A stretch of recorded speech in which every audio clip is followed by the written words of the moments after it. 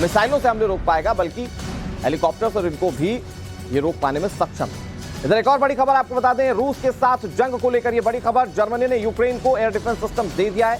4 air defence system जो मौजूदा तकनीकों से लैस है, इसके माध्यम से यूक्रेन रूस को जवाब देगा। मिसाइल को मार गिराने में सक्षम है ये एयर डिफेंस सिस्टम, और ये मिसाइल को अगर मार गिराने में सक्षम है तो समझिए कि कल से अब तक जो महाविनाश की तस्वीरें आपको देखी, कैसे वो यूक्रेन रोक पाने में कामयाब हो पाए। हालांकि अब तक ये जरूर देखने को मिला है कि वैश्विक स्तर पर जितने भी मदद के साजो सामान यूक्रेन को दिए गए हों, रूस के पास उसके काट मौजूद हैं। हाल ही में अभी जिस तरीके से पुतिन की ओर से सैटेलाइट को ध्वस्त करने की वो तस्वीरें सामने आई थी, वो पीले कलर की रोशनी जो दिखती थी, उस तरह की तमाम चीजें जो है वो रशिया के पास मौजूद हैं। तो ऐसे में ये जो मदद है, क्या वो पूरी तरह से यूक्रेन को इस संकट से उबार पाने में सक्षम है, ये सवाल बड़ा। लेकिन 3 तस्वीरें इस वक्त टीवी स्क्रीन पर आपके सामने। रूस का जोरदार प्रहार, यूक्रेन में इससे हाहाकार मचा हुआ है, और एयर डिफेंस सिस्टम जो कि जर्मनी की ओर से दिया गया है यूक्रेन को, 4 एयर डिफेंस सिस्टम, और आसपास के पूरे इलाकों में जो हवाई हमले होते हैं, न सिर्फ मिसाइल बल्कि ड्रोन से जो हमले होते हैं, या फिर उसके अलावा जो हवाई जहाज या हेलीकॉप्टर से जो हमले होते हैं, उन हमलों को रोक पाने में ये एयर डिफेंस सिस्टम सक्षम है। तो ऐसे में अगर ये यूक्रेन के 4 अलग अलग कोनों पर लग जाए तो ये किस तरह से यूक्रेन की रक्षा कर सकता है, आप इसकी उम्मीद कर सकते हैं। SLS stand.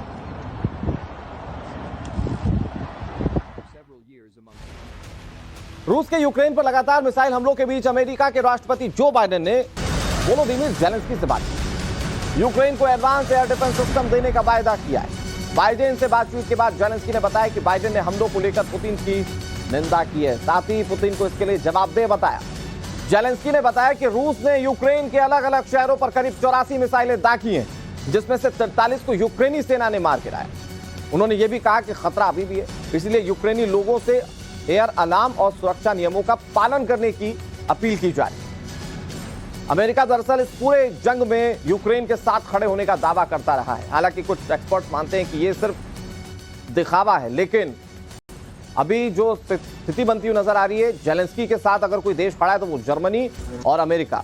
Advance air defence system America की ओर से दिया जाएगा। अब तक इस वॉर में अमेरिका ने देखें तो कई $मिलियन की मदद की है यूक्रेन की। ऐसे में एक बार फिर से अमेरिका मदद के लिए आ गया है। ज़ेलेंस्की और जो बाइडेन की बातचीत हुई, जिसमें बताया कि किस तरीके से मिसाइल हमलों को किया गया। यूक्रेन की ओर से यह बताया गया कि 11 शहरों में कुल 84 मिसाइलें दागी गई हैं, जिसमें से ज्यादातर मिसाइलों को यूक्रेन की सेना ने ध्वस्त कर दिया है। ऐसे में जो मिसाइलें दागी जा रही हैं, उससे बचने के लिए अमेरिका की ओर से एयर डिफेंस सिस्टम जो है वो दिए जाएंगे। हालांकि इससे पहले भी एयर डिफेंस सिस्टम दिए गए थे, जिन्हें रूस ने तबाह कर दिए थे।